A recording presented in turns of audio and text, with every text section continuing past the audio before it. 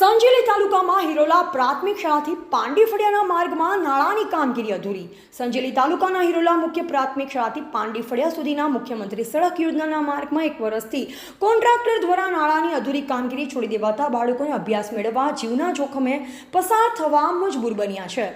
સંજેલી તાલુકાના હિરોલા મુખ્ય પ્રાથમિક શાળાથી પાંડીફળિયા 5 સુધી મુખ્યમંત્રી ગ્રામ સડક યોજના અંતર્ગત 2022માં 1.62 લાખના ખર્ચે 3.5 મીટર જેટલો ડીપ સાથેનો રસ્તો મંજૂર કરી 27 જુલાઈ 2023 સુધી રસ્તાની કામગીરી પૂર્ણ કરવા માટે ટેન્ડર આપવામાં આવ્યું, પરંતુ કોન્ટ્રાક્ટર દ્વારા ટેન્ડર પૂર્ણ થઈ 1 વર્ષ વીતી ગયા છતાં પણ પાંડીફળિયા તરફ ડીપ બનાવી અને નાળા નાખી તેના પર માટી મેટલ બનાવીને ડામર કે આરસીસી કર્યા વિના છોડી દેવાતા વરસાદના પાણીમાં નાળું ખુલ્લું થઈ જતા અભ્યાસ મેળવવા જતાં બાળકોને મુશ્કેલીનો સામનો કરવો પડી રહ્યો છે।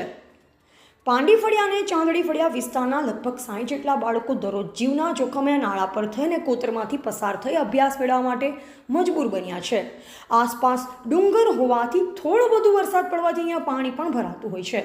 આ પાણીના કારણે જો કોઈ બાળક ગરકાવ થાય તો મોટી હોનારત સર્જાય તેની તંત્ર રાહ જોઈ રહ્યું છે। શું કોન્ટ્રાક્ટ અને કામગીરી પૂર્ણ કરવાનો સમય 1 વર્ષ વીતી ગયો છતાં પણ કામગીરી અધૂરી હોવાથી આવા કોન્ટ્રાક્ટર સામે યોગ્ય પગલાં લઈ અને કામગીરી પૂર્ણ કરવામાં આવે તેવી સ્થાનિક જાગૃત લોકોની માંગ ઉઠવા પામી છે।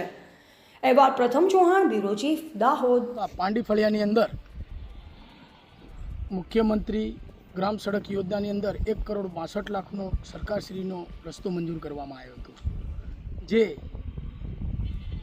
રસ્તો 1 વર્ષ પહેલાં એનું કામ પૂર્ણ કરીને કોન્ટ્રાક્ટર જતા રહ્યા હલકી ક્વોલિટીનું મટીરિયલ વાપરીને। અમે તો અવારનવાર રજૂઆત કરી, કર્મચારીઓને કરીને બધાને અમે રજૂઆત કરી, પણ અમારી રજૂઆતને કોઈ ધ્યાનમાં લેવામાં આવ્યું નહીં। અને ચોમાસાની અંદર પહેલાં જ વરસાદની અંદર, સામાન્ય વરસાદની અંદર જો નાળું ધોવાઈને જો રસ્તો ધોવાઈ જતો હોય તો ભરપૂર વરસાદ આવે તો કેટલું મોટું જાનહાનિને નુકસાન પહોંચે। આમાં હિરોલા મુખ્ય પ્રાથમિક શાળાઓની અંદર પાંડીફળિયા અને ચાંદડીફળિયાના 2 ફળિયાના જોડતા બાળકો ભણવા માટે, અભ્યાસ કરવા માટે જાય છે। જો આમને કોઈ જાનહાનિને નુકસાન પહોંચે તો જવાબદાર કોણ? અને અમારે તો સરકારશ્રીને એટલી જ રજૂઆત કરવી છે કે ભાઈ દાહોદ જિલ્લાની અંદર આ કોન્ટ્રાક્ટરોને, તમામ કોન્ટ્રાક્ટરોને એક શિક્ષાનો દાખલો બેસે એટલી અમારી રજૂઆત છે। અને આ સામે ડીપ બનાવ્યો છે એ ડીપને ઉપર પણ જે ટેબા મૂકવામાં આવે એ ટેબા પણ બનાવ્યા નથી।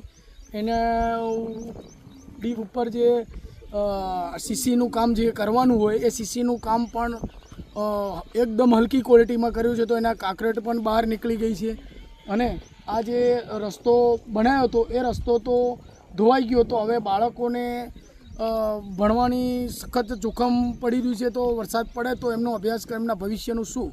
તો એમના ભવિષ્ય બગડે એવી પરિસ્થિતિ છે। તો સરકારને અમારી એવી રજૂઆત છે કે તાત્કાલિક ધોરણે એના પગલાં ભરી અને એની સમસ્યા દૂર થાય ને સંરક્ષણ દિવાલ બનાવીને રસ્તો બનાવવામાં આવે અને આના કોન્ટ્રાક્ટરને એક શિક્ષાનો દાખલો બેસે અને એની પર એની એજન્સી રદ થાય એવી અમારી ગ્રામજનોની અને અમારી એવી માંગ છે।